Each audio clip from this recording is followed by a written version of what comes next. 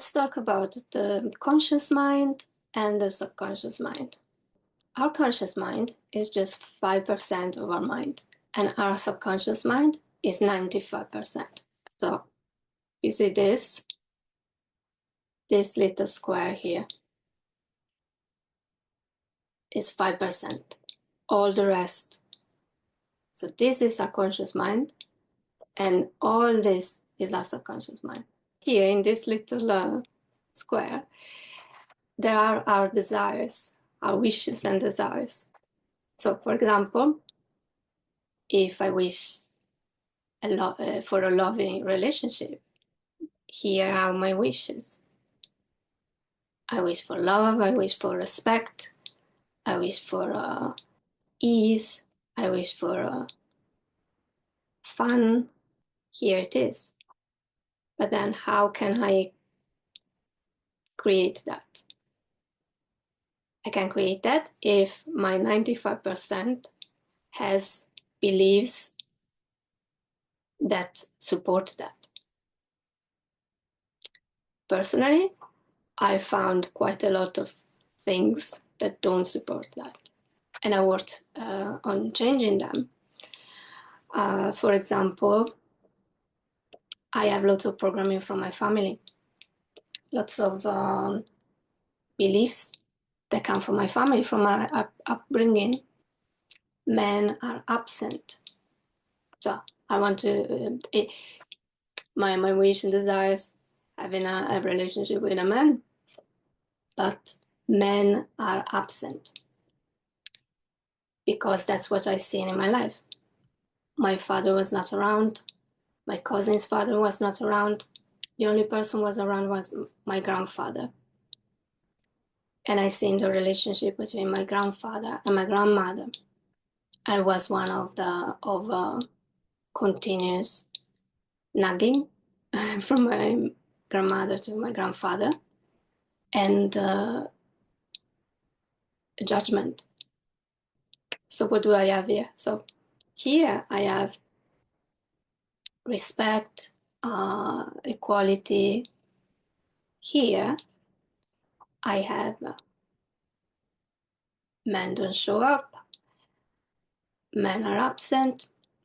In a relationship, the man cannot do things. The woman is supposed to do everything. She has to do everything because the man does not show up, even if he's there. That's what happened with my grandpa.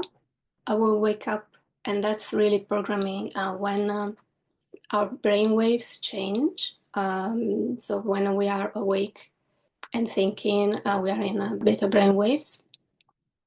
When we wake up in the morning, we are in different ways. When we sleep, I think it's theta, and then we go into alpha that moment when we wake up in the morning or when we go to sleep, we are very, very suggestible, is where the programming goes in. So if we hear something when we are waking up, even if we are not conscious of that, because we are just waking up, so we are maybe still kind of dreaming, we are in between worlds, that just gets programmed directly into our mind. So my program for a long while was of waking myself up, hearing my grandma nagging my grandpa. They would prepare some food.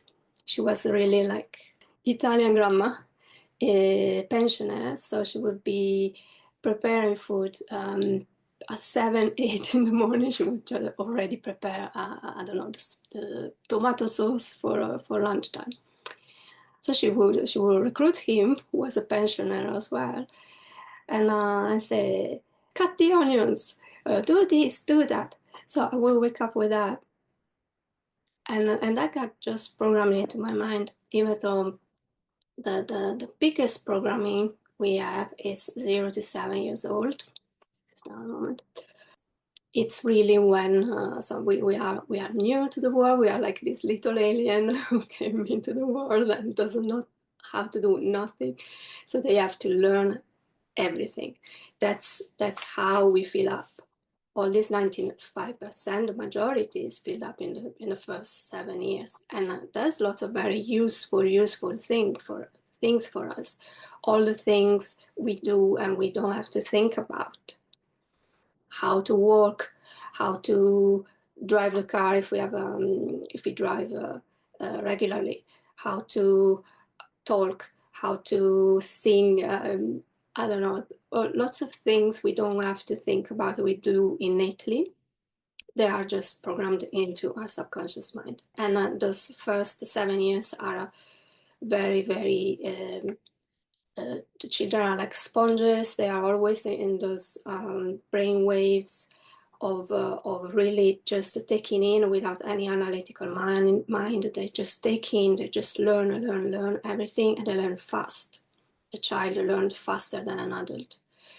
And then there is still learning after that, and that comes from suggestible moments. It comes from repetition as well, when you are told the same subjects in school many times, when you study, so you repeat it, and eventually you remember it. So that for me was one way of getting that kind of judgment. That was my model of the married life. It was my grandma nagging at my grandpa in the morning, and I was just programmed into that, and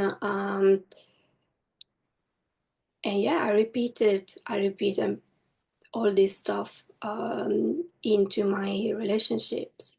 So and that was subconsciously, because at the beginning I showed you that small little square. I was there, with my mind and with my desires. I was there. Oh yeah, the loving relationship, the communication, the respect, etc., etc., the love, the fun. But actually, what I learned, there was no fun. There was no fun in the relationships around me. My mom's relationship, my grandparents' relationship. That really was my school. That's what I seen. I never seen affection. I never seen respect, in a sense, respectful talking, exchanges, or loving exchanges. So now I am unraveling all that, and little by little, with the practices I do, it's coming up, and I become aware. So it comes into my awareness, into my conscious mind, little by little, and I'm like, oh my God, do I do that? Or do I believe that subconsciously? That's not good. If I want a respectful relationship, but actually what I do, because it's like a habit from my whole life and from what I learned, what I do is judge my partner all the time, and believe that my partner is not able to do things. And that's something. It's just something I so that's something that would not support me into going towards that kind of relationship, because it's like inside of me, I don't believe that exists. I believe that something else exists. To go to my desires, my wishes and desires, I want to change what's underneath, the beliefs that are underneath. So if there is a belief, for example, the men are absent, and that was my life, like my father was never there, for example. That was the beginning of it, and then I had proof with other people, because then, like, when my attention was on that, so I kind of created that more in my life, with maybe a partner who is not available, who's not who is absent. So when I realized that I had that programming, I worked to change it. And so my tools now, when I find out something, I changed it using PSYCH-K. That is a modality to change subconscious beliefs. So limiting subconscious beliefs into something like, so I find out, okay, that I think that men are absent. But what do I want instead? I want, so I reprogram my subconscious mind to believe that. So PSYCH-K sometimes, PSYCH-K can change subconscious beliefs very fast. And then we have to take actions. We have to use them because we have that new belief that is like a new app that will be installed into our system. Like if we were a phone, for example, a smartphone, we have to use it because it's new and we never used it.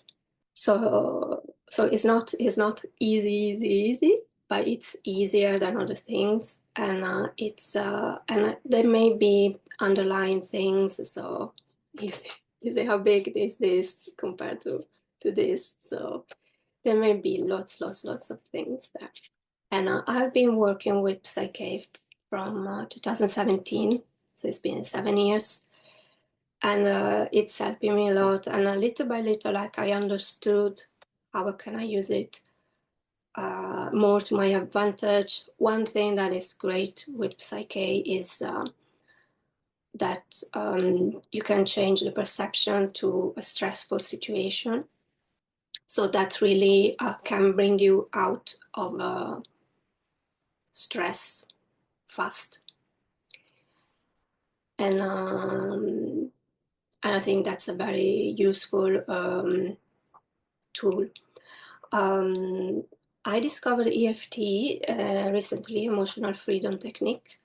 I had sessions with different practitioners, and they were all great. They helped me a lot. And I am interviewing some of them. And it's another way of getting rid of the stress, and it works. And even finding out trauma, finding out things we want to change, really good. And another way for me, at the beginning when I started using PSYCH-K, I started by using my conscious mind, thinking, okay, what do I have in my life now, and what would I want to have instead, and working on that. That was all from my conscious mind. So at a certain point, I got stuck because I thought really, I really thought that I was stuck with certain things in my life, but I couldn't really get unstuck because I didn't know what the limiting beliefs were. I didn't find out. At that point, I started to meditate. I started to look into Dr. Joe Dispenza's work.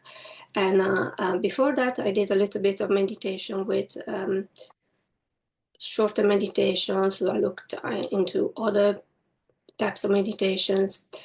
From 2018, I'm sticking with Dr. Joe Dispenza's meditations. I started with reading the book Breaking the Habit of Being Yourself, where it was this concept that I seen for the first time, that we are addicted to emotions.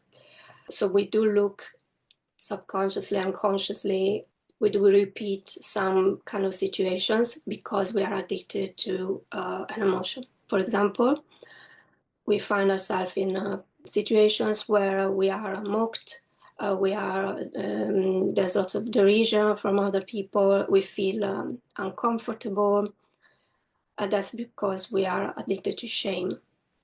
So in a sense, consciously we don't want to feel shame, but subconsciously we're addicted to it. So there's a part of us, and that's that 95%, that biggest part of us, who wants to go there again, wants to feel ashamed again and again and again and again. For me, for example, shame came from I did have an addiction to shame. I did have an addiction to guilt. I did have an addiction to fear that actually was terror. For example, addiction to fear, we can kind of connect to that, understand that when we like to watch horror movies, for example. We look for that rush of being scared by the cinematic, by the, oh my God, what's going to happen next? It's like entertainment. In a sense, that's what happens in the body. The body is looking for that rush of fear again and again and again. So if we are addicted to fear, we not only look for maybe watch lots of horror movies, but we may be in fearful situations in our life, fearful, unsafe situations in our life. And it may be coming from some kind of trauma we had, from kind of event in our life. So when I discovered that, and I discovered that the most of this programming, this 95%, happens in the first 7 years of our life, I really looked into my life. And I thought, okay, what do I remember? And what I remember is, I don't remember almost nothing before about 5 years old. And that's something that I see a change in personality in my photos. So a big clue for me that I had to investigate in my first few years was that I had these photos of myself before 2 years old where I looked happy. In one photo, I'm laughing out loud. And I think that's one of the rare, it's very rare photo. And I don't have other photos like this. And the big change in personality, I see it from that photo. So at 2 years old, laughing out loud. And then there's a photo of me about 5 or 6, where I look scared, and I look like I'm saying, what am I doing here? And I have glasses. I kind of hiding behind the glasses.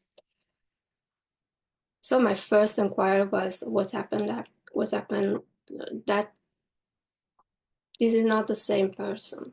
This is like a different person. What happened in between? But there was no memory. So actually, meditation helped me to find those hidden things. Because the more, like meditation really helped me to know myself. And and I understood that I didn't know myself because I was completely following what was around me and doing like other people do. And I kind of numbing myself with addictions as well, like addictions in the real world. For example, to video games and to TV. And actually the addiction to TV was really when I was a child. Actually, I realized in recent years that I have complex PTSD. That means that I was in a post-traumatic stress disorder, that there was lots of trauma that happened when I was so before 7 years old. And a lot of what happened, I don't have a clue of what happened. I don't remember. But I kind of know kind of the highlights of what happened in those years. But what I realized recently is that there is this kind of condition, and with my tools, with meditation, I can be aware. I can bring up little by little memories, feelings. I think the majority is like a repressed feelings, having those feelings that I repressed all my life to come up and have a process them when I didn't process them at the time because I denied them, I repressed them. Yeah, that's the problem. When we repress feelings, they stay in our system, they may transform into disease. One thing, for example, and that's the first thing I worked on when I found out about the addiction to emotions. I worked on my guilt, and that was related to having people snapping around me, like getting really angry. And the first person who would do that was my aunt. And I was told that we were living together when I was 2 years old. And my aunt was diagnosed bipolar. So she would have some, I would call them a crisis. She would have like rages. She would scream. Uh, so that being exposed to that and knowing that when she had those rages, she would be put into a mental hospital, mental health hospital, and she would be sedated. And I seen her on those medicines, and she wouldn't. I didn't like it at all to see her sedated. So I thought, I cannot. It's not safe for me to express my own anger. So there was a repression of my own anger from a very young age because I witnessed it. I witnessed someone expressing their anger and being punished for that, being punished with being put into a facility and being drugged. So really, that's something that, yeah, I repressed anger for a long while. So really, when we want to change all that stuff that doesn't serve us, that like is not bringing our life in the direction our little conscious mind would like to go to, we really have to dig into our life and say, okay, why do I want the loving relationship and I am having not loving relationships? I have to dig there. Okay, what kind of relationships I was exposed to in my life, especially when I was completely in my subconscious mind, especially those first 7 years. How can I change that? If I'm not aware, how can I start to be aware? So yeah, so this is a little bit the questions we should ask ourselves. And for me personally, the tools to unravel all this stuff and change for the better, for towards more of my wishes and desires, is using PSYCH-K to change subconscious beliefs and the perception of stress. EFT that helped me, and meditation. So yeah, I hope this could be of help to you, and I see you next time. Thank you very much for watching. In the description you can find links to the topics I talked about. I offer PSYCH-K sessions, two types of sessions, one-to-one on Zoom that you can book. You can book a time slot and they last for an hour. And distant sessions. With distant sessions, they can be for you or for someone who is not able to attend a session. It can be a young child under 7. It can be an animal. It can be someone who is ill, an elderly person. So with a distance session, I will send you. You can book a session. I will send you an email with questions about what you or this person wants to work on. and then I will do the session at a distance on my own. It will last an hour, and then I will send you a write-up of the results. Next episode will be an interview with Patrick Brick, and talking about her YouTube channel, about spirituality, accountability, and more. We wrapped up the first week of the podcast with episode 1 and 2. Every week there will be an episode on Tuesday, and it will be with a guest, and on Friday an episode with myself. If you like this content, please subscribe, comment. If you have any questions, please write them in the comments, and I will have Q&A episodes to answer your questions as well in the future. Have a wonderful weekend, and I see you next time with the next episode, episode 3. Bye.